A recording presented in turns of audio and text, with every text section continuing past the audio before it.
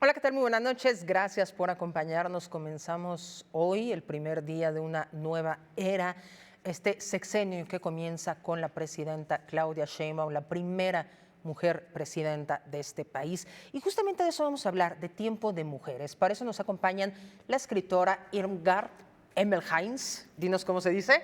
Irmgard Emmelheinz. Ok. Lo dijiste perfecto. Y también la analista política María José Soberanis. ¿Cómo estás, María José? Bien, muy contenta de estar acá con ustedes. Al contrario, el gusto es nuestro.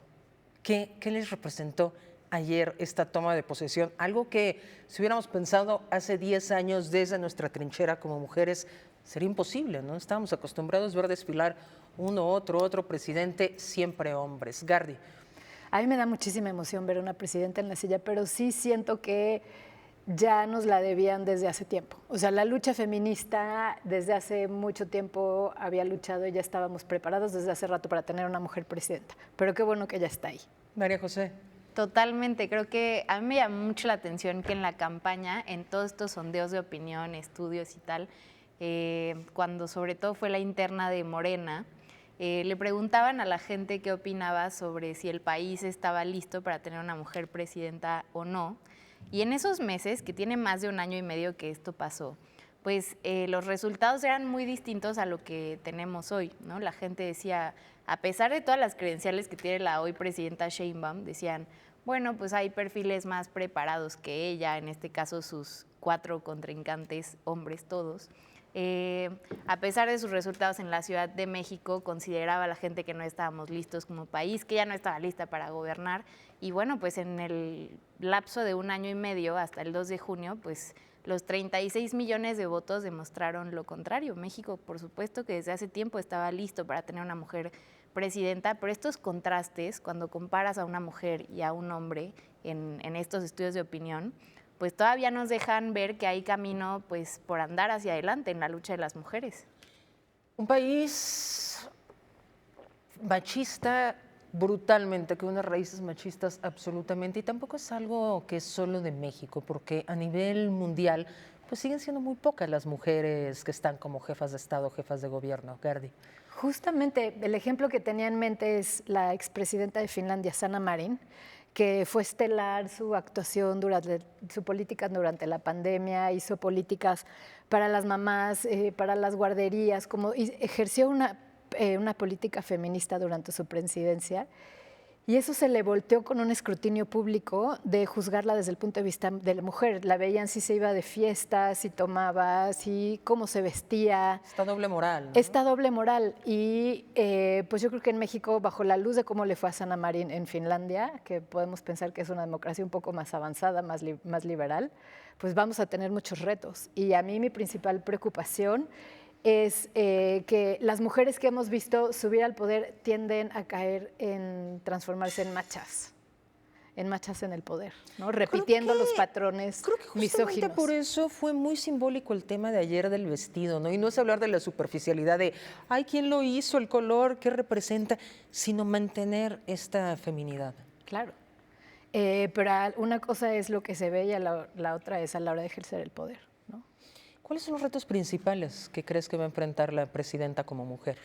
Bueno, pues el machismo tremendo que ya veíamos desde que era jefa de gobierno. La doctora, la hoy presidenta, pues tiene muchos años participando en política, en el servicio público y nunca ha estado exenta de estos cartones, de verdad me parecen asquerosos, que se publican de pronto en el Universal, por ejemplo, ¿no?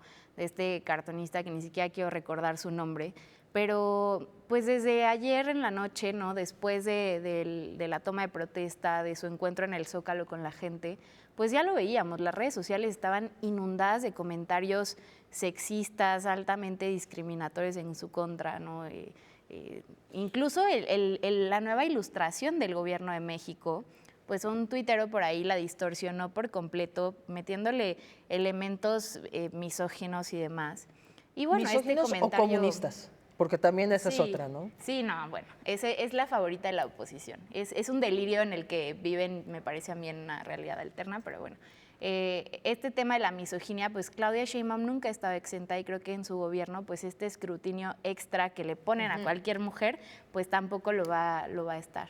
Garde, yo creo que uno de los principales síntomas de esta misoginia son los que repiten una y otra vez que ella solo va a ser un títere del presidente López Obrador. ¿Por qué? Pues porque como mujer no puede ser ella sola, independiente, autónoma, entonces tiene que tener un jefe que le esté soplando las respuestas. Por eso más que nunca tenemos que estar detrás de Claudia y apoyarla y con la esperanza de que justamente se pueda deslindar de su predecesor, ¿no? De las políticas que vemos como negativas del régimen anterior.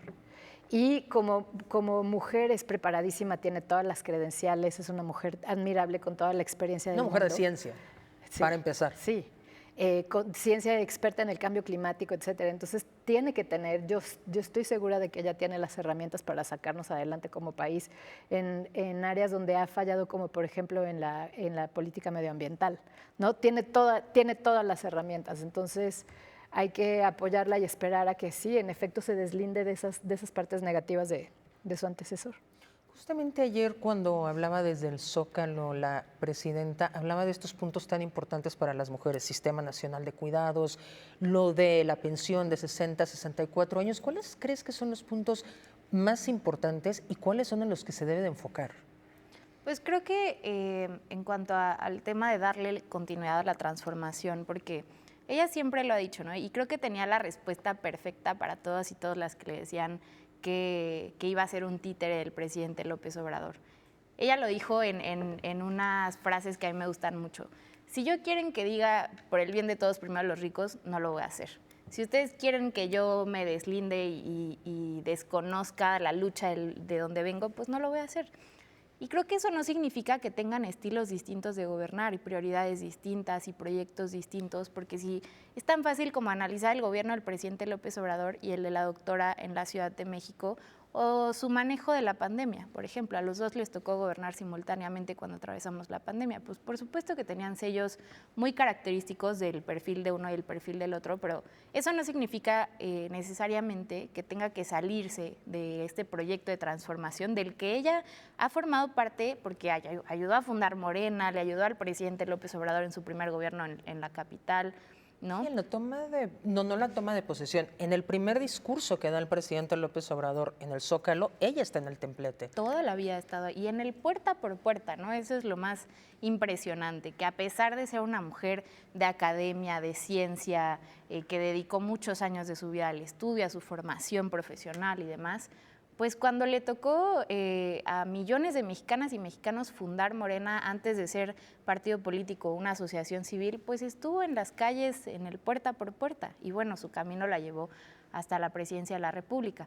Pero creo que no necesariamente tiene que verse como un divorcio del proyecto del que ella forma parte y del que orgullosamente ha militado. ¿Por qué tendría no necesariamente que parecer un divorcio? Porque al final del día el presidente López Obrador se retira de la vida pública casi con un 80% de aprobación. Por supuesto, esta votación masiva histórica que le da el triunfo a la presidenta es parte del capital político que se sembró por 6 años. A ver, pero como que siento que está siendo difícil clavarnos dentro del corazón del asunto, que es lo que el presidente nos queda de ver, que son los números de desaparecidos y de asesinados, el incremento de los feminicidios, otra vez el cambio climático como lo estamos sintiendo en México, que no fue ni parte de la política, ni se mencionaba ni nada, el que estamos basando nuestra economía otra vez o todavía en la quema de combustibles fósiles, etcétera. Y eso no depende de que nuestro próximo presidente sea mujer o hombre, ni que Claudia continúe con la cuarta transformación o no. ¿No tiene nada que ver? No tiene nada que ver.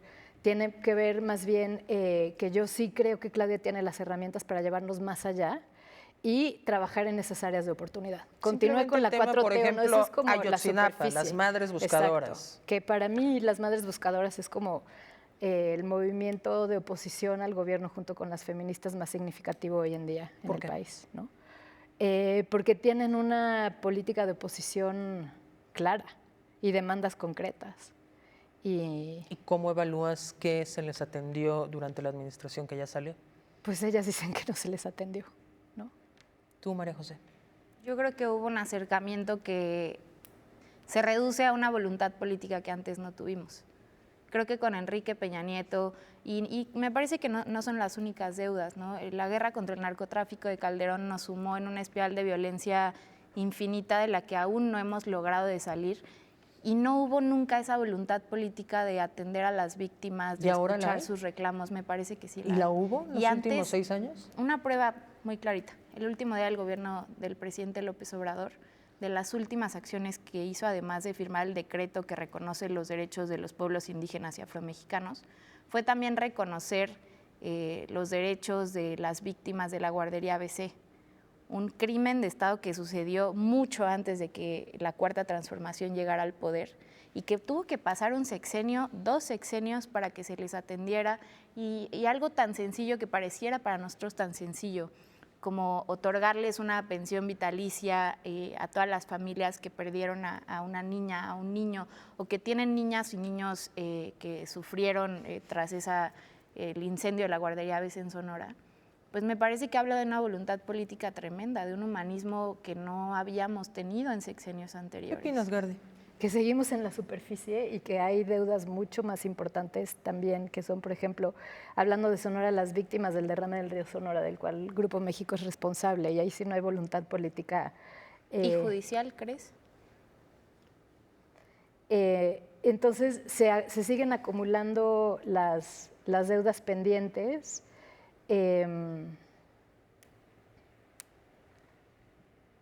Y a mí lo que me preocupa es que la política, ahora tal y como se ejerce a través de las redes sociales y de los medios de comunicación, se convierte en un simulacro en el que lo que importa más es los dichos y justamente no los hechos, ni lo que está actuando en la realidad, lo que está pasando en la realidad concreta está completamente deslindado de la política simbólica, digamos, o de la política tal y como se materializa a nivel semiótico. Y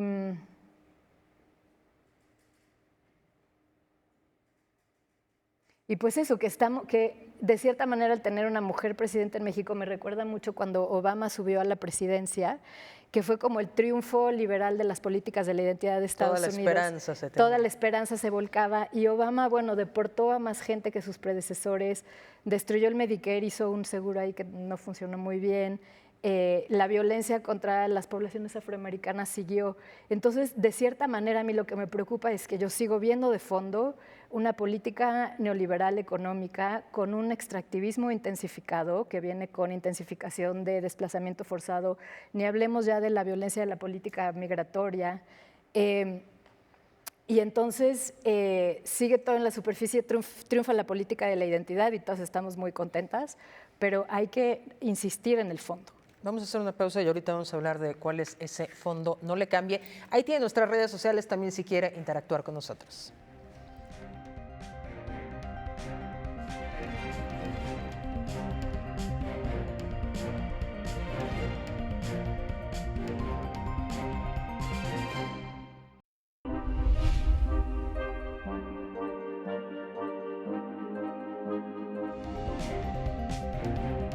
Frente a esas disyuntivas, no debemos olvidar que la verdadera libertad comienza con el respeto a quien piensa distinto a uno. Para conocer es necesario preguntar. Apoyar a las mujeres, apoyar a los grupos vulnerables a través del arte y la cultura es responsabilidad de todos. Cultura y activismo para eliminar la violencia de género. Bien preocupante socialmente, que es el tema del clasismo, del racismo, de la discriminación, y que la única vía es la educación. Debate 22. Temas como la gentrificación, expulsión, la discriminación cultural y los desalojos masivos, pues volvieron a la discusión pública. Aquí está como el reflejo de esta gran ciudad, de este gran pueblo. Son estas cosas las que nos llenan el alma, son actos de justicia.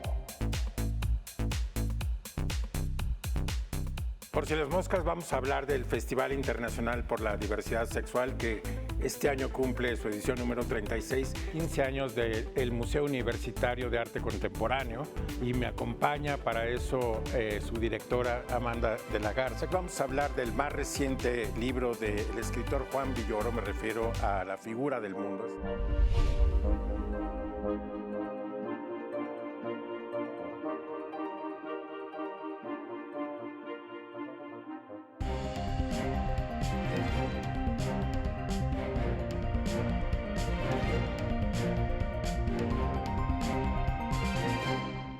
Estamos de regreso en este debate de Es tiempo de mujeres. Antes de tener que hacer la pausa, Gardi, nos estabas diciendo que falta profundidad, que no solo es un tema de identidad. ¿En qué? ¿Cómo hacerlo? Mira, pensando de aquí, de mediano plazo, a pensar en un futuro, lo que nos debe preocupar es la subsistencia desde el punto de vista de agua y empezar a poner sistemas de recuperación agua, pero ya, y en la seguridad alimentaria, cosas que están completamente ausentes de la agenda, ¿no? De todas las agendas en general. ¿Por qué? Entonces, porque están operando otros intereses detrás ahí, que es, pues, como te decía, intensificar el extractivismo, minería, agroindustria, seguir desplazando campesinos, que, bueno, toda la comida, el 80% de la comida que comemos es importada. Y por eso tenemos epidemias de diabetes, de cáncer, de depresión, de Alzheimer, como que todo eso, la subsistencia está conectada con nuestra salud. También vimos decaer el sistema de salud de manera estrepitosa. Entonces, para mí, salvar la vida o trabajar en la vida o pensar en la vida, una política que defienda la vida es lo que está en juego para pensar a mediano y a largo plazo. Y entonces, como estas políticas que tuvo el gobierno anterior, que seguirán seguramente en continuidad, son nada más a corto plazo y no estamos pensando pues en los sistemas que sostienen realmente nuestra vida y en salvaguardarlos. Y eso para mí es lo de fondo, agua y alimentos. ¿Para ti qué es lo de fondo, María José? ¿Y qué falta? Nada más regresando un poquito al tema anterior, nada más recordemos que en este sexenio se limitaron las concesiones para explotar nuestros recursos. De hecho, no se otorgaron nuevas concesiones. Las que están vigentes se otorgaron pues en sexenios anteriores y lo que se hizo ahora pues fue decir, ¿no? O sea, tenemos el 80% del territorio concesionado para que extranjeros vengan a explotar nuestros recursos. Eso ya no va a suceder, como no sucedió con el presidente López Obrador. Incluso el tema del agua, eso estoy muy de acuerdo. La presidenta habló sobre eso ayer en el Zócalo. Y creo que se están planteando soluciones que nunca habíamos explorado, ¿no? ¿Cómo cuáles? Como estas planes metropolitanos, como ocurre acá en la Ciudad de México, la creación de esta secretaría que va a dirigir Alejandro Encinas para buscar soluciones metropolitanas con el Estado de México, con Michoacán, pues que sí nos involucran a otras entidades federativas y que no podemos enfrentarlas pues como una sola, como es el tema del agua, me parece un gran acierto. Y en general me parece que es un proyecto que, como ya decía en el bloque anterior, sí busca darle profundidad a la transformación, pero también trae un sello propio y muy de Claudia Sheinbaum, ¿no? De su forma de ver el servicio público. Lo podemos ver desde los perfiles de los que se rodea la doctora. Me parece que son perfiles como de una alta capacidad técnica para el servicio público, como lo hicieron en la Ciudad de México, que también, pues, estoy de acuerdo con el tema de Obama, ¿no? Parecía una gran promesa para el mundo entero. Una tremenda decepción. Hasta el Premio Nobel de la Paz le dieron. Claro. Eso era una cosa escandalosa. Decepción. Me parece que los pronósticos de este lado del muro pues no pintan así. Yo en eso Creo sí que no estoy en estabas de desacuerdo. acuerdo en lo que Yo estaba comentando Gardi. quiero tener esperanza y ver las cosas del lado positivo, pero yo creo que Claudia y su equipo son como el frente perfecto para seguir legitimando la devastación en curso, y mientras nosotros también pongamos toda la solución en las manos del gobierno, pues también es problema de nosotros, ¿no? ¿Nosotros qué debemos hacer? Pues empezar a entender que está en nuestras manos. Vamos a preguntar a Acapulco qué opinan. Está en nuestras manos construir el futuro, no en las de un aparato de Estado que trabaja para la maquinaria del capitalismo. Regresando un poco al tema de Es tiempo de mujeres, esta situación que estábamos viendo de las madres buscadoras, los pendientes. Ayer se hablaba de la creación del Sistema Nacional de Cuidados, algo que evidentemente fue descuidado en la administración pasada. Exclusivamente para el tema de mujeres, ¿cuáles deberían ser las primeras acciones reales de fondo con profundidad, como mencionas? Apoyo a las mujeres, a las mamás, guarderías, pero también siento que necesitamos, como en mi experiencia, cuando mujeres trabajan juntas, siempre acaba explotando las cosas y no salen bien. No salen bien. No salen bien, porque las mujeres estamos enojadas con nosotras y entre nosotras por culpa del heteropatriarcado y nuestra relación tóxica con nuestras mamás, y eso como que lo proyectamos alrededor de nosotras. En mi experiencia, proyectos donde trabajan mujeres. Entonces, creo que algo que tendría que hacerse es hacer conciencia de eso y tener mediaciones, unas mediadoras o unas terapeutas que estén todo el tiempo mediando para lograrlo lo mejor posible y no explotar entre nosotras. María José.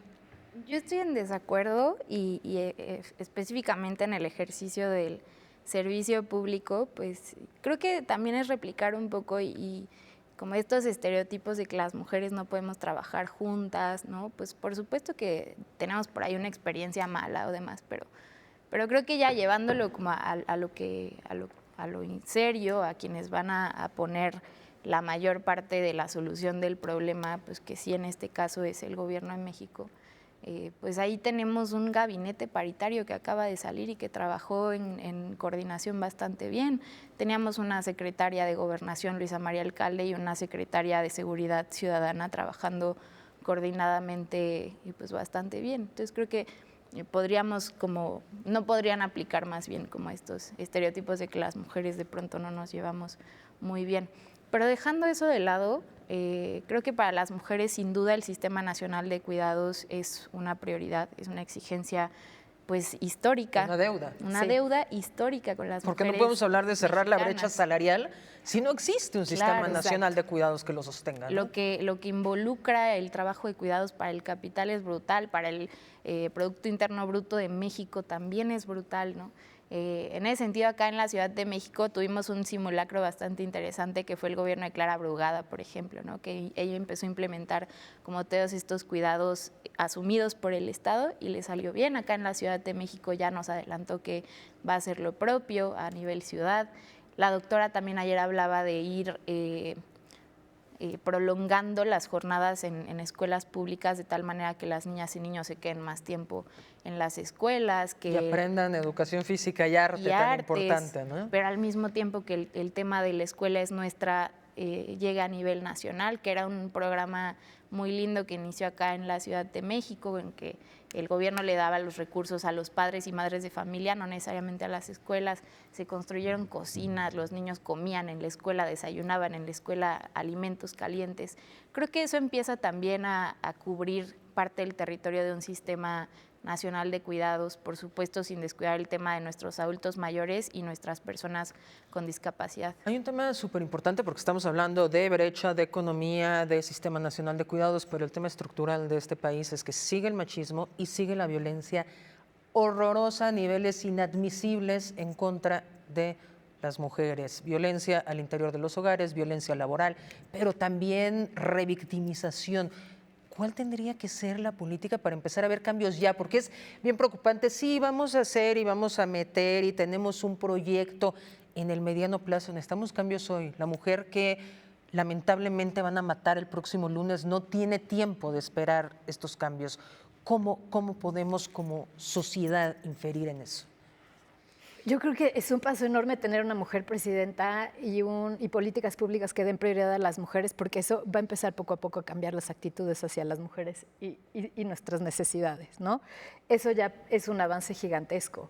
Y para pues, más centros de prevención de violencia de género, más refugios para mujeres violentadas, servicios de terapia gratuitos, rehabilitación de adicciones gratuitos, y educación desde kinder, primaria, secundaria, preparatoria, a nivel de la universidad, clases con perspectiva de género. Y yo le agregaría ahí, porque yo sé que es tu respuesta, pero también mayor difusión, porque el otro día veíamos la Red Nacional de Refugios.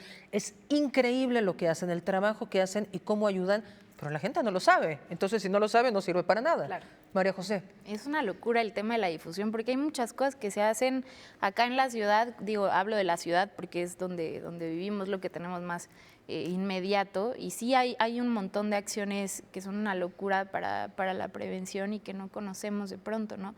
Las lunas, la línea de las mujeres, esta asterisco 765, tiene un par de años apenas, pero aún no es muy conocida, ¿no? Es usada, pero es inverosímil que no sea conocido, si no es conocido no sirve. Claro.